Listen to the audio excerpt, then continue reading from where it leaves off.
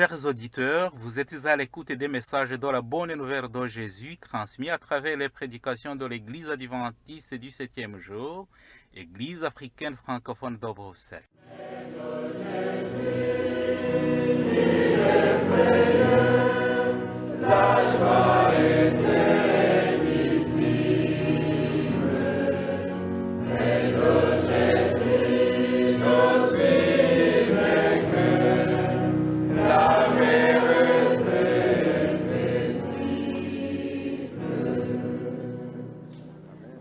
C'est ainsi qu'a commencé la bonne nouvelle de Jésus-Christ, le Fils de Dieu. C'est là ce qui est écrit dans le livre du prophète Ésaïe. J'enverrai mon messager devant toi, il te préparera le chemin. On entend la voix de quelqu'un qui crie dans le désert. Préparez le chemin pour le Seigneur, faites-lui des sentiers droits. Marc chapitre 1, verset 1 à 3. Itangiro ry'ubutumwa bwiza bwa Yesu Kristo, umwana w'Imana. Nk'uko byanditswe n'umuhanuzi Yesaya, ngo nuko ndenda gutuma integuza yanjye mbere yawe, izatunganya inzira yawe. Ijwi ry'urangurira mu butayu, ati nimutunganye inzira z'Uwiteka, mugorore inzira ze. Mariko igice cya mbere, umurongo wa mbere kugeza ku wa 3.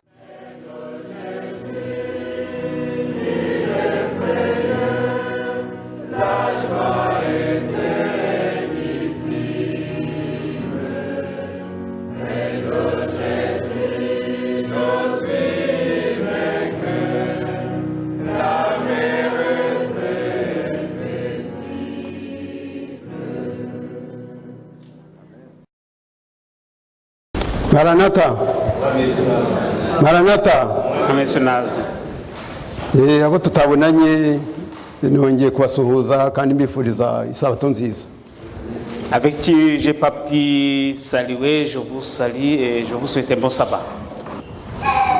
Tariki 23 z'ukwezi kwa 12 umwaka ushize hari umuvandimwe wacu watubwirije yatuganirije ku mutwe w'amagambo uvuga ngo kumvira. En date du 26 décembre l'année passée, il y a une autre frère qui nous a enseigné sur la parole d'écouter, kumvira, d'obéir. yabivuzeho birambuye ku buryo ntaza kubigarukaho. Il en a parlé assez longuement, de sorte que je n'y tarderai pas beaucoup. Ahubwo uyu munsi Imana yashatse yuko tuganira ku ijambo kumva. Mais aujourd'hui, Dieu a voulu qu'on parle sur la parole de Dieu qui dit écoutez.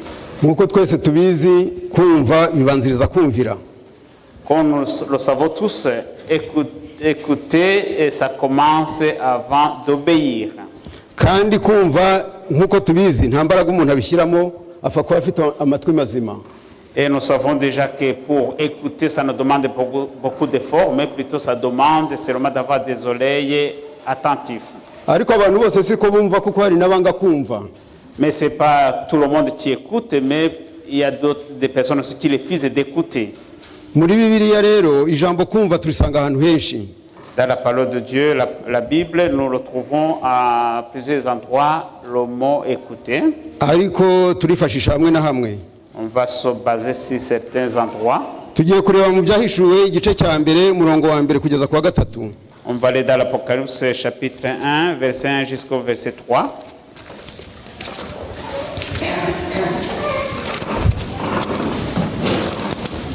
Handitswe ngo ibyahishuwe na Yesu Kristo iby'Imana yamuhereye kugira ngo yereke imbata zibikwiriye kuzabaho vuba, agatuma marayika we nawe akabimenyesha imbata ya Yohana uhamya ibyo yabonye byose ari ijambo ry'Imana no guhamya kwa Yesu Kristo.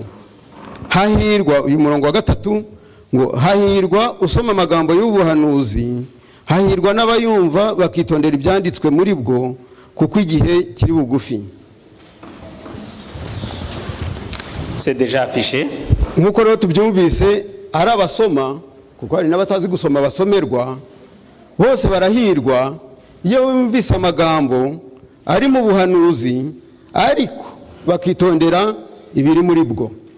Nous venons d'écouter que ce soit ceux qui lisent ou bien ceux qui écoutent, que tous lorsqu'ils attendent la parole et qu'ils acceptent la parole et obéissent à la parole, ils sont heureux. yohana rero ku kirwa cya patimosi yahawe na yesu umurimo wo kwandikira amatorero arindwi. Lorsque Jean était sur l'île de Patmos, il a reçu l'œuvre d'écrire à cette église. yohana kimwe n'abandi banditsi tubona muri iriya bose bakoze ubwanditsi ariko amagambo ni aya yesu. Jean, comme d'autres évangélistes, les écrits, ils ont tous écrit, mais tout ce qu'ils écrivaient, c'était la parole de Jésus. iyo turebye rero dusanga buri rwandiko rurangizwa n'umurongo uvuga ngo ufite ugutwi niyumve ibyo umwuka abwira amatorero. Quand nous lisons, nous remarquons que tous les passages se terminent par que celui qui a des oreilles attende ce que l'Esprit dit aux églises. ufite ugutwi yumve ibyo umwuka abwira amatorero. Que celui qui a de l'oreille écoute ce que l'Esprit dit à l'église, aux églises. iyo bavuze rero itorero hari abantu bumva inyubako. Quand on dit l'église, certains attendent le bâtiment. ariko nanone turahindura ngo ntabwo uyu munsi tuvuga ngo ufite ugutwi yumva ibyo umwuka abwira amatorero. byabwirwaga amatorero nk'uko twabivuze amatorero arindwi, ariko uyu munsi barabwirwa itorero rya botanike. Comme nous l'avons déjà vu, c'est dit ce que l'Esprit dit aux églises, aux sept églises, mais on ne dit pas aux autres églises, mais plutôt à l'église de botanique. kandi itorero rya botanike ntabwo ari ibi bibambasi bibwirwa. Et l'église de botanique, ce n'est pas les murs que qui sont adressés, qui reçoivent la parole. itorero ni wowe ni njyewe. L'église, c'est toi, c'est moi. kandi tuzi ko imibiri yacu arizo nsengero z'Imana ituramo. Et nous savons que nos corps est le temple du Saint-Esprit que Dieu habite. hano rero turahindura ngo ufite ugutwi kumva niyumve ibyo umwuka amubwira. Que celui qui a de l'oreille écoute ce que l'Esprit lui dit. abafarisayo n'abanditsi bari abantu bazi ko ari abanyabwenge. Les pharisiens et les scribes croyaient qu'ils étaient intelligents. bari barize cyane bayobora abandi bumva ari intiti. Ils avaient bien étudié, ils se croyaient très intelligents. ariko yesu ntiyabemye kubita ibipfamatwi n'impumyi. Mais Jésus ne lui a pas empêché de les appeler les sourds-muets, kuko ntabwo babonaga ibyo akora. aveugles. ntabwo babonaga ibyo akora. Parce qu'ils ne voyaient pas ce qu'il faisait. ntabwo bumvaga ibyo avuga. Parce qu'ils n'écoutaient pas ce qu'il disait. burya rero nta mpumyi nyimbi nk'uwanga kubona. Il n'y a pas aucun aveugle que celui qui refuse de voir. kandi nta gipfamatwi kibi nk'uwanga kumva. Il n'y a pas un pire sourd que celui qui refuse d'écouter. Elize amaze kudusomera umurongo wo muri Yakobo igice cya mbere umurongo wa 19. Élisée vient de nous un verset qui se trouve dans Jacques, chapitre 1, verset 19. uyu murongo ndawukunda cyane. C'est un verset que j'aime bien. haranditswe ngo nuko rero bene data bakundwa umuntu wese yihutire kumva ariko atinde kuvuga kandi atinde kurakara. C'est écrit ainsi, mes frères bien-aimés, que tout homme soit prompt à écouter, lent à parler, lent à se mettre en colère. muvandimwe mushiki wanjye uri hano jya wihutira kumva ariko utinde kuvuga. Mon frère, ma soeur, écoutez vite, mais ne parlez pas vite. iyo umuntu yihutiye kuvuga hari igihe acumura. Quand tu parles vite, tu risques de trébucher, tu risques de commettre des péchés. nkaba nasubizanya mugenzi wanjye uburakari kuko nihutiye kumusubiza. Et on risque de répliquer avec colère parce que tu as répondu vite. ndetse nyuma nkaza kwicuza nti kuki kana mubwiye kuriya mbimbaho njyewe. Et par après je me répands en disant pourquoi j'ai dit à mon frère, cela m'arrive souvent. namwe ngira ngo bijya bibabaho. Je peux m'imaginer que ça vous arrive vous aussi. ukavuga uti iyo mba nitonza hari yenda mba namushubije ntya ariko uko namushubije bigomba kuba bitaye atari ko nagombye kuba nabikoze. Et tu te dis si j'aurais pu faire attention, je n'aurais pas pu répondre de la sorte. ariko ijambo ry'Imana riduhamagarira kwihutira kumva. Et la parole de Dieu nous invite à aller vite pour l'écouter, ariko tugatinda kuvuga. mais que nous tardions de ne pas parler. Amatwi y'umuntu rero yumva byinshi, Désolé de l'être humain, écoute beaucoup de choses, yumva ibifite umumaro n'ibitawufite, écoute des choses qui ont de valeur et qui n'ont pas de valeur. aricyo gituma dusabwa kubanza kuyungurura, C'est pour cela que nous sommes invités à trier d'abord. nyuma tugasubiza. Et puis par après nous répondions. Abantu bacukura amabuye y'agaciro Et les gens qui font l'extrait des pierres précieuses, bashobora kuyungurura nk'itaka ryakuzura nk'amakamyo 10 bagakuramo ikiro kimwe gusa cya zahabu cyangwa inusu cyangwa kirindi buye ry'agaciro. ils peuvent trier dans une grande quantité de terrain et ils enlèvent seulement 15 seul kilo de pierres précieuses. N'amagambo rero nayo nuko bisabwa yuko tuyayungururana ubwitonzi. Des paroles aussi l'en est ainsi, nous devons aussi les trier avec beaucoup de sagesse.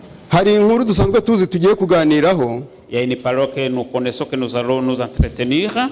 Nkuko nababwiye yuko uyu munsi tuganira ku ijambo kumva. Comme je vous l'ai déjà dit, que nous allons parler sur le mot écouter. Turebe umusaruro watanzwe no kumva. On va écouter le résultat qui provient d'écouter.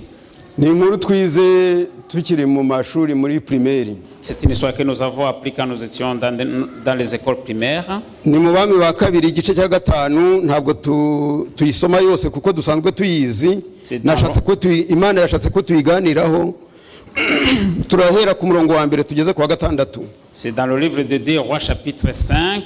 On ne va pas tout lire, mais parce que c'est une histoire qui est connue, mais nous lirons du premier verset jusqu'au 6e.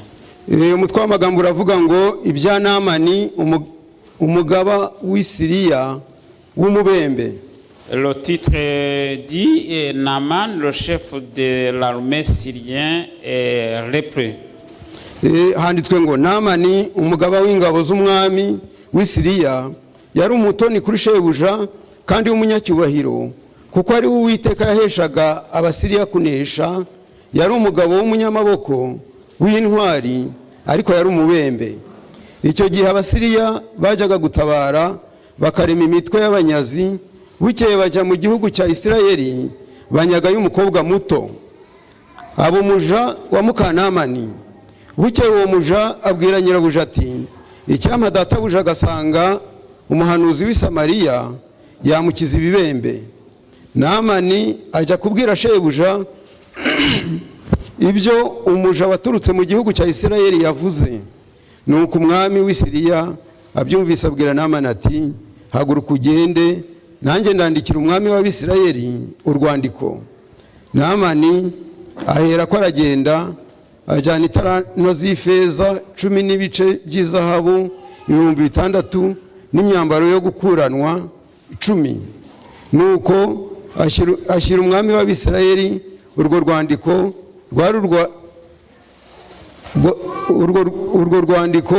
rwari rwanditseho ngo nuko rero urwo rwandiko nirukugeraho nkohereje umugaragu wanjye Namani ngo umukize ibibembe. Reka duhagarare hano. On peut s'arrêter par là, je pense que c'est déjà affiché. Muri iyi nkuru hari abantu bavugwamo benshi. Dans cette histoire, il y a plusieurs personnages qu'on parle. Abo tumaze kubona Namani. On vient de voir Naaman. Twabonye harimo umwami. Il y a le roi. Hari umukobwa w'umuja wa Mukanamani. Il y a la servante de la femme de Naaman. Umuja w'umunyagano. Une servante en captivité. Tukabona rero na Mukanamani. Et nous voyons aussi la femme de Naaman. Muri iyi nkuru ndibanda cyane kuri uyu mugore wa Namani. Si cette histoire, je me baserai beaucoup sur la femme de Naaman. Kuko ni umugore udasanzwe. C'est une femme extraordinaire. Burya ngo ukurusha umugore akurusha urugo. Comme dit le proverbe rwandais, celui qui a une femme digne, il a un beau foyer. Kuki mwita umugore udasanzwe? Pourquoi je l'appellerai une femme extraordinaire? Tubanze twibukiranye cy'umuja yari cyo muri kiriya gihe. l'appelons-nous, c'est que c'est une esclave était à cette époque. Ni byiza umuja, hari abantu bumva umuja w'umuntu ukora mu rugo akamwitiranya na femme de ménage tubona hano, cyangwa akamwitiranya n'abayaya bamwe b'abakobwa bakora mu rugo. Et parfois si on dit servante, on peut croire que c'est comme les femmes de ménage ou bien les filles qui gardent les enfants à la maison. Umuja rero uko yari ameze muri icyo gihe yari ikiremwa muntu ariko kidafite uburenganzira na buke bw'ikiremwa muntu. Une servante déjà comme ça était une personne mais qui n'avait pas les valeurs qu'on doit à l'être humain. Ndetse yarushwaga uburenganzira n'amatungo. Même il n'avait même pas la valeur, les animaux avaient de valeur plus qu'elle. We bamufataga nk'igikoresho. Elle était comme un outil. Ariko nanone byaterwaga n'abakorera. Mais ça dépendait aussi de à qui il servait. Yakoraga adahembwa. Il devait travailler sans salaire. Agakora ataruhuka. Il travaillait sans relâche. Kandi shebuja cyangwa nyirabuja baba bamurambiwe bakamugurisha ku wundi muntu naho akajya gukora atyo adahembwa ataruhuka. Et lorsque on commençait à détester une servante comme ça, on pouvait la vendre à d'autres personnes. Namani twabonye nubwo yari umubembe ariko yari umugaba mukuru w'ingabo z'umwami wa Syria. Même si nous avons vu que Naaman était lépreux, mais il était chef de l'armée de Syrie. Ndetse twabonye yuko ari n'umutoni ku mwami. Même il était aussi un homme privilégié devant le roi. Twabonye nanone yuko ari Uwiteka yaheshaga kugira ngo Abasiriya batsinde. Et c'est par lui que Dieu agissait pour que les Syriens puissent vaincre le combat. Biratangaje rero kubona umugore w'umuntu nk'uyu nk'uko tumubonye aganira n'umuja nanone byongeye kandi umuja w'umunyagano. C'est très étonnant qu'une femme de cette situation puisse s'entretenir avec une servante et puis encore avec une esclave qui vient en captivité. C'est pour cela que j'ai dit que là c'est une femme extraordinaire. Kuko uretse no kuba muka generali sinzi yuko na muka serija yaganiriza umuja w'umunyagano. Même si bien qu'il est une femme d'un général, même une femme d'un sergent simple, je pense qu'il ne peut pas se permettre de s'entretenir avec une esclave déjà comme ça. Ça montre que la femme de Naaman parlait avec beaucoup de personnes et écoutait plusieurs personnes.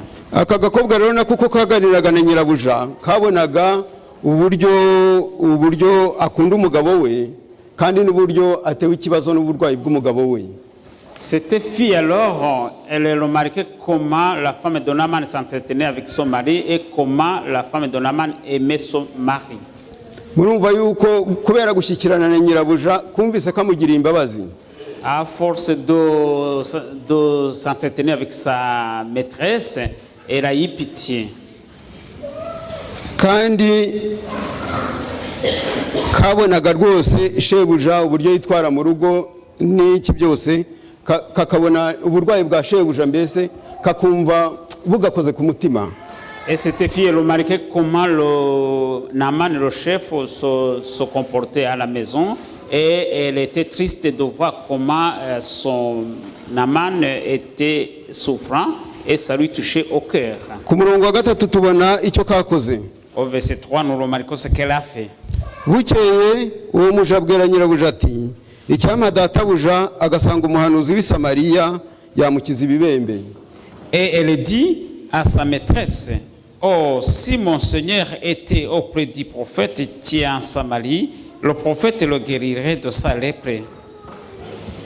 Aka gakobwa rero nako ntigasanzwe kuko kakoze icyo umuntu yakwita mu gifaransa prendre de risque cyangwa kwigerezaho. Cette fille aussi, elle est très extraordinaire parce qu'elle a pris ce qu'on peut appeler prendre de surprise, de risque. Nuko gahamya yuko mu gihugu cye hari umuhanuzi w'Imana wakiza shebuja. Elle a pu attester que dans son pays, il y avait quelqu'un, un homme de Dieu qui peut guérir son maître. Aka gakobwa kari gafite kwizera gukomeye kuko ntabwo katekereje ku ngaruka zakabaho shebuja aramutse agiye ntakire. Cette fille est extraordinaire parce qu'elle n'avait pas pensé ce qui se passerait s'il arrive que le roi Naaman ne soit pas guéri, ce qui arriverait à elle. Buri wese yibaze uko byari kumugendekera iyo shebuja aramuka agiye ntakire. Que chacun puisse se questionner ce qui se passerait si Naaman serait parti et qu'il ne serait pas guéri. Comment ça serait le sort de cette fille? Mukanamani rero yarumvise kandi yemera ibyo abwiwe n'umuja w'umunyagano. Et la femme de Naaman a accepté, il a écouté et il a écouté ce que la servante lui avait déjà dit. Burya muzi yuko hari abantu bazi kwishongora. Il y a déjà qui se montrent supérieurs. Iya wundi aba yarakabwiye ati iyo mugiriye Imana ntuburi hano. Si c'était quelqu'un d'autre, il pouvait dire, si vous aviez ce Dieu-là, tu ne serais pas ici. Iyo Mana itarabakijije ukuboko k'umugabo wanjye yari he? Ce Dieu qui ne vous a pas protégé de la main de mon mari était où? Birerekana rero yuko uyu mugore wa Naamani nawe yari afite kwicisha bugufi kudasanzwe. Ça montre aussi que cette femme de Naaman aussi avait une humilité. Kera mu Rwanda bavugaga yuko iyo umugabo ari koloneli umugore aba ari generali. Chez nous, on disait souvent que quand la femme, quand le mari, quand le mari est colonel, la femme il est général. Umugore yarebaga ku ntugu inyenyeri z'umugabo we kuza madamu wakongeraho indi. La femme regardait les étoiles qui sont sur ses épaules et il mettait encore une étoile de plus. Ariko Mukanamani kuri Mukanamani ibyo dusomye n'ibyo tubonye ntabwo ariko yari ameze. Mais dans le cas de la femme de Naaman n'était pas ainsi. Mu Rwanda hari umuntu wari uzi kudoda neza cyane i Butare. Au Rwanda il y avait un tailleur qui savait bien faire son travail à Butare. Nuko umunsi umwe umugore wa préfet w'i Butare ntashatse kuvuga izina ajya kumudodeshaho.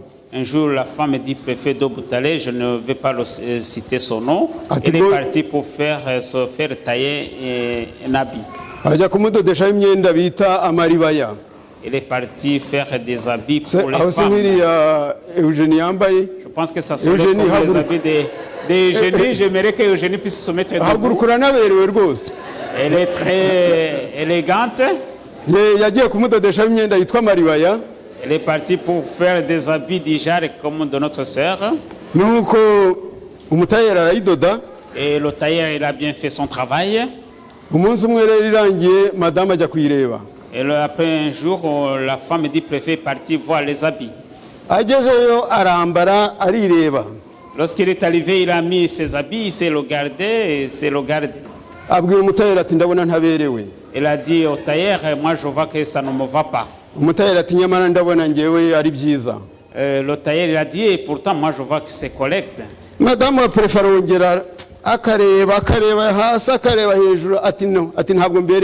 Mais la femme dit préfère se regarder en haut, en bas, et puis il disait il n'était pas aussi belle et élégante.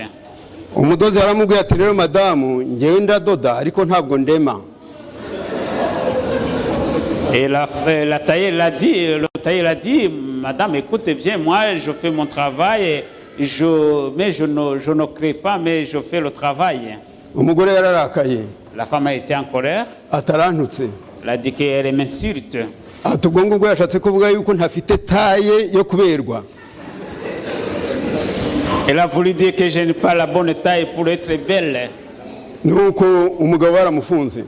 Et le tailleur a été en prison. Baramufunze ko yatutse muka préfet. Parce qu'il avait insulté la femme du préfet. Yavuze gusa ati ngewe madamu ndadoda ntabwo ndema. Parce qu'il avait dit ntabwo ari amakosa yanjye. Parce qu'il avait dit, madame, écoute, moi je cours les habits, je ne crée pas la personne. Si tu n'es pas aussi élégante, c'est pas de ma faute.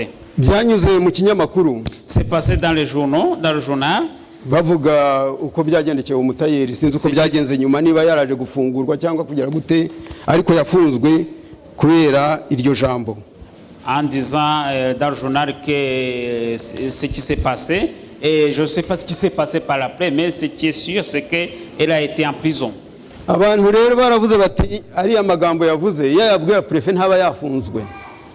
Les gens, ils ont dit alors, si les mêmes paroles qu'il a adressées à la femme du préfet, s'il l'aurait dit au préfet, elle ne serait pas en prison. Batariko kuva madamu yavuze ati uriya muntu bamufunge yantutse ntabwo yagombaga kubihonoka. Mais le fait qu'il avait dit, que la dame elle avait dit que son tailleur m'a insulté, et ne pouvait pas échapper à cela. Murumva rero yuko nyine umugore yabaga akomeye kurusha umugabo. Vous entendez par Muri là, we mu mutwe yumvaga akomeye kurusha umugabo. vous attendez par là, alors que la femme se voyait supérieure à son mari. Bashiki bacu rero muri hano ndagira ngo mbabwire ko Mukanamani ari umwe mu bafatirwaho urugero rwiza. Mes sœurs, alors, je vous dirais alors que la femme de Naaman serait un bon exemple. Naamani rero ageze mu rugo, Naaman est arrivé à la maison umugore amubwira ibyo yaganiriye n'umuja we. et la femme lui dit ce qu'elle avait parlé avec sa servante. Ku murongo wa 4 Au verset 4, handitswe ngo Naamani ajya kubwira shebuja iby'umuja waturutse mu gihugu cya Isirayeli yavuze. au verset 4 dit ceci, Naaman allant dire à son maître, la jeune fille du pays d'Israël a parlé de terre et telle manière. Ngiye bashiki bacu ko Mukanamani yaba urugero rwiza rwo gufatirwaho. Je viens de dire à mes sœurs que la femme de Naaman serait un bon exemple à qui on peut se baser. Ariko bene ni data natwe Naamani atubera urugero kuko hari abagabo tutumva. Nous aussi, en tant que des hommes, nous devrions aussi accepter Naaman qui soit un bon exemple parce qu'il y a des hommes qui n'écoutent pas. Cyane cyane nitwumva abagore bacu. Surtout, on n'écoute pas nos épouses.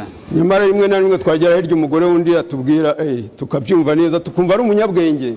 Mais quand nous arrivons ailleurs, lorsqu'une femme d'autrui nous parle, nous la considérons comme une femme d'intelligence. Iyo undi rero ari kubipinga ndetse akabwira umugore ati kuki wisuzuguza. Si Naaman était une autre personne, il pouvait méfier cela et dire pourquoi tu t'abaisses de cette façon. Umugore nkawe avugana ate n'umuja w'umunyagano wo mu gihugu twanesheje. Une femme comme toi, comment puisse s'entretenir avec une fille servante esclave d'un pays que nous avons vaincu? Mbese iyo Mana yabo yakubwiye ko ntayibonye yari hehe? Est-ce que ce Dieu-là qui t'a rencontré ou est-ce qu'il était où? Naamani rero nk'uko twabisomye ntabwo abigize amagambo y'abagore. Naaman ne les a pas pris comme les paroles des femmes. Yabihaye agaciro ndetse yihutira kujya kubibwira umwami wa Siriya. Il a donné à cela à une valeur et il est parti dire au roi de Syrie. Tekereza kujya kubwira umwami amagambo umugore yaganiriye n'umuja. Imaginez-vous aller dire des paroles déjà comme ça que Naaman avait parlé avec sa servante, aller les dire au roi. Umwami wa Siriya nawe yarabyumvise ntiyazuyaza yandikira mugenzi we wo muri Isirayeli. Le roi de Syrie aussi il a écouté, il n'a pas tardé, il a écrit une lettre au roi d'Israël. Ku murongo wa 7 handitswe ngo umwami w'Abisirayeli amaze gusoma urwo rwandiko ashishimura imyenda ye aravuga ati ariko uwo mugabo kunyohereza umuntu ngo muvure ibibembe ni njye Mana yica kandi kabeshaho nuko nimubitekereze ndabinginze mumenye ko ari ukunyendereza. Au verset 7 il dit ceci, après avoir lu la lettre, le roi d'Israël déchira ses vêtements et dit, suis-je un Dieu pour faire mourir et pour faire vivre, qui s'adresse à moi en fait que je guérisse un homme de sa lépreux? Sachez donc et comprenez qui cherche une occasion de dispute avec moi. Biratangaje ukuntu kwizera kwari muri kariya gakobwa n'uburyo Naamani yabyitwayemo bitandukanye n'uko umwami wa Isirayeli yabyitwayemo. C'est très étonnant de la façon la servante a pris les choses et comment se comporter et différemment la façon le roi d'Israël a accepté ce qui s'était passé. Naamani yagiye gushaka umuhanuzi w'Imana ya Isirayeli, umwami wa Isirayeli atazi ko umuhanuzi ahari. Naaman est parti chercher un homme de Dieu en Israël, alors que le roi ne savait pas qu'il y a un homme de Dieu en Israël. inshuti muvandimwe mushiki wanjye kariya gakobwa kageze muri ya rugo mu mugambi w'Imana. Frère et ma sœur, sachons que cette fille est arrivée dans son foyer par le plan de Dieu. Kagezeho mu mugambi w'Imana kandi kabindahemuka kuko katumye umusirikare ukomeye w'umupagane yizera Imana. Elle est arrivée dans son foyer par le plan de Dieu. Elle a été aussi fidèle parce qu'il a fait que Naaman soit averti à la guérison. Nubwo tutakomeje ariko tubona ko Naamani yakize. Même si on n'a pas continué, on remarque que Naaman a été guéri. Amaze gukira yavuze aya magambo. Tubona ku murongo wa 17 au verset 17. Naamani atubwo utabyemeye ndakwinginze uha umugaragu wawe imitwaro y'ibitaka ihetswe n'inyumba ebyiri kuko uhereye none nta zindi mana umugaragu wawe nzatambira igitambo cyoswa cyangwa ikindi gitambo cyose keretse Uwiteka wenyine. Je pense que le verset a été affiché.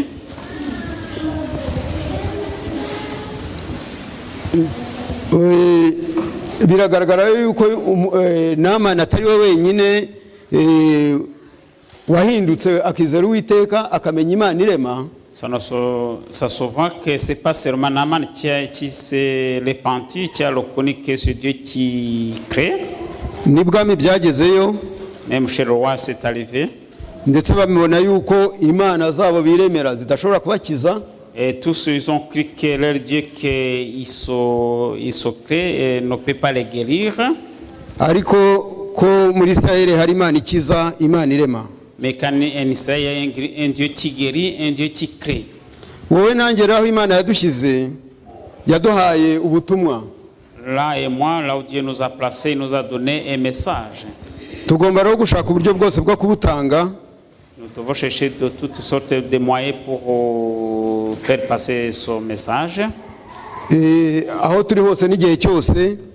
Là où nous sommes à tout temps. Igihe bishoboka n'igihe bidashoboka. En cas possible et non possible. Kandi dukeka ko atari ngombwa ko tuzi yuko abo dukeka atari ngombwa ko ari bo bazatwumva. Et en croyant et en espérant que même ceux que nous pensons qu'ils vont nous écouter ne sont pas seulement ceux qui peuvent nous écouter. Uriya mukobwa yatanze ubutumwa. Cette fille a donné le message. Avuga ko hari Imana ya Israël ikiza. Il a dit qu'il y a un Dieu d'Israël qui guérit. Natwe rero tugomba gutanga ubutumwa hari abazabwumva ndetse tutatekerezaga. Nous aussi nous devons aussi passer le message. Il y a ceux qui les écoutent que nous ne pensons même pas qu'ils puissent les écouter. Mumaze akanya mwicaye ndagira ngo muhaguruke turirimba indirimbo ya 531 muri Ancien Recueil. Ça fait un beau temps que vous vous asseyez. Je vous demandais de vous mettre debout pour que nous chantions un chant ensemble.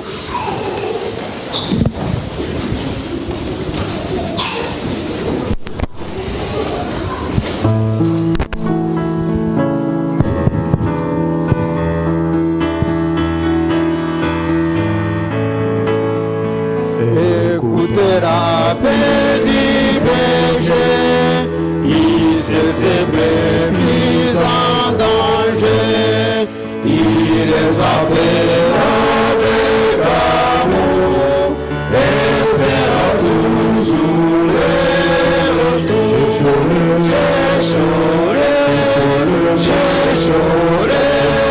savons-nous le prix d'une âme.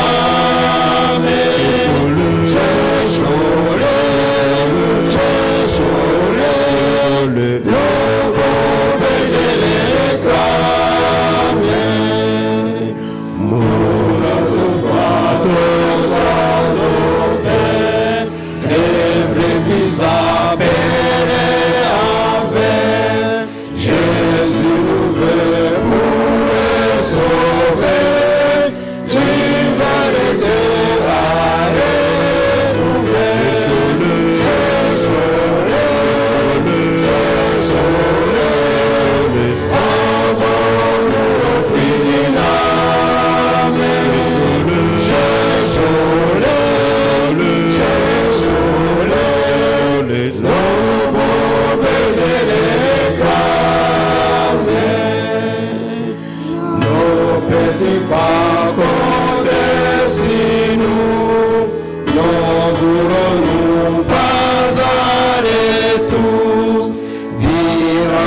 ceux qui sont perdus, que nous les voulons pour Jésus. Cherchons-les, sauvons-nous nos prix d'Imam.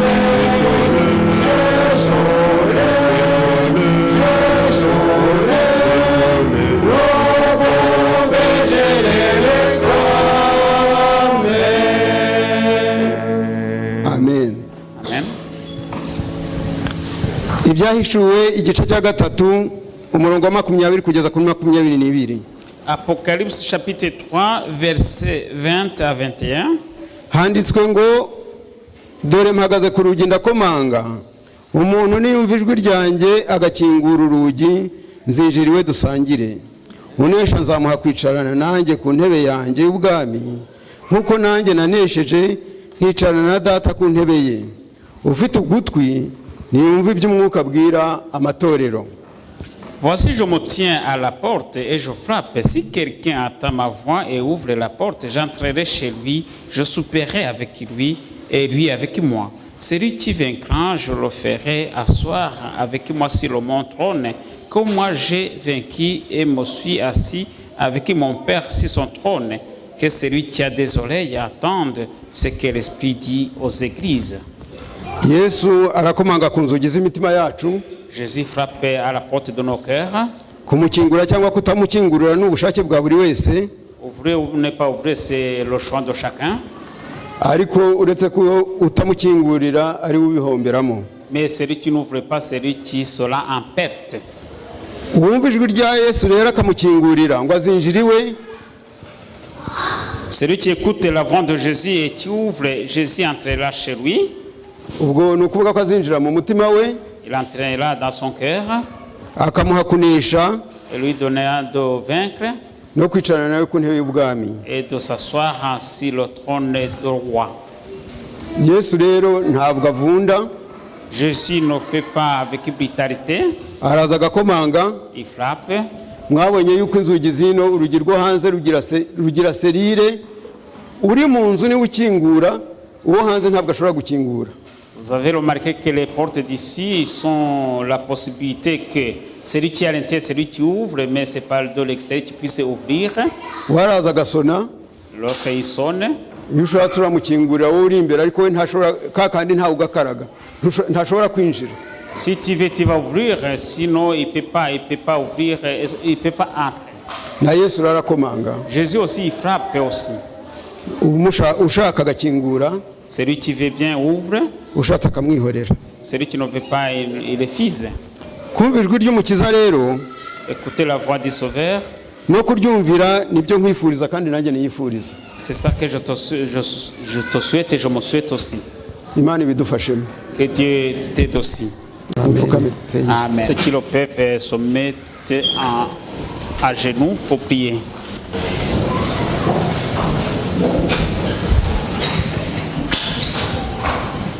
Uwiteka Mana yacu mubyeyi mwiza.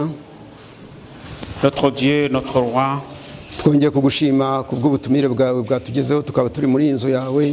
Nous te remercions pour ton invitation que tu nous as adressée, que nous sommes dans ta maison. Tuzi ko ari benshi batabishoboye kubera impamvu zitandukanye. Nous savons qu'il y a plusieurs qui ont été empêchés pour des raisons diverses. Nuko mwami tugushimiye inyigisho zitandukanye zatugezeho. C'est pour cela que nous te disons, Seigneur, merci pour tous tes enseignements qui ont été adressés à nous. Twazumvise. Nous les avons écoutés. Mwami tugusabye kugira ngo dufashe kugira ngo tuzishyire mu bikorwa tuzumvire. Nous te demandons, Seigneur, de nous aider de les mettre en pratique. Mana data uri Imana y'imbabazi. Tu es un Dieu compatissant. Uri Imana irema, uri Imana ikiza, uri Imana izura abapfuye. Tu es un Dieu qui crée, un Dieu qui ressuscite les morts. Nuko mwami nkuko wakijije Namani. Alors Dieu, comme tu as guéri Naaman, tugushyize imbere umugaragu wawe Ivo. Nous te mettons devant toi, ton serviteur Yvon. Ari kwa muganga. Il est à l'hôpital. Tuzi ko abaganga bavura ariko tuzi ko ari wowe ukiza. Nous savons que les médecins soignent, mais c'est toi qui guéris. nuko mwami turamusabiye kugira ngo ikiganza cyawe kimukoreho. Nous te demandons, Seigneur, de faire que ta main puisse le toucher. Turagusaba kugira ngo ukomeze umuryango we. Nous te demandons de fortifier la famille. Turagusaba mwami kugira ngo ubane nawe mu burwayi bwe kwiheba. Que tu sois avec lui pour qu'il ne désespère pas. Nk'uko uriya mwana w'umuja yavuze ati mu gihugu cyanjye hari umuhanuzi w'Imana ukiza. Comme la servante a dit que dans mon pays il y a un homme de Dieu qui guérit. Nawe amenye ko ari mu maboko yawe kandi kuzamukiza. Que lui aussi le connaisse qu'il est dans tes mains, que c'est toi qui vas le guérir. Mana data turasabira n'abandi barwayi aho bari mu mpande zose. Notre Dieu, nous prions également pour d'autres malades qui sont partout. Hari abari bifuje kubana natwe batabishoboye, hari n'abandi bose mu mpande zose z'isi. Il y a ceux qui auraient bien aimé d'être avec nous et d'autres qui sont dans tous les coins du monde. Ndetse hari n'abazigendana twazizanye. Il y a ceux qui en ont que nous sommes venus avec nos maladies. Mana tugusabye kugira ngo dukirize imibiri kandi dukirize imitima. Nous te prions Dieu pour que tu guérisses nos corps et nos cœurs. Nuko ukomeze kubana natwe uyu munsi ukomeze kutubera uw'imigisha n'ibyiringiro. Sois toujours avec nous, que cette journée soit un jour de bénédiction. Kandi si uyu munsi wenyine ahubwo ni iminsi dushigaje tukiri muri ubu buzima. Que ça ne soit pas seulement ce jour, mais pour tous les jours lesquels nous serons toujours en vie. Tugusabye mwami Imana kugira ngo twere kurangazwa n'iby'isi ahubwo twitegure kugaruka k'umukiza wacu. Que nous ne serions pas distraits par les choses de ce monde, mais plutôt que nous attendions le retour de notre Sauveur. Ukomeze kubana natwe, ukomeze kuba mu miryango yacu. Et soit avec nous, soit avec nos familles. Mana data twitegure kugaruka kwa Yesu maze amazina yacu yandikwe mu gitabo cy'ubugingo. Que nous nous préparions au retour de Christ, que nos noms soient inscrits dans le livre de vie. Tugusabye byose twizeye mu izina ry'umucunguzi wacu Yesu Kristo. Amen. Nous te demandons tout cela au nom de Jésus. Amen.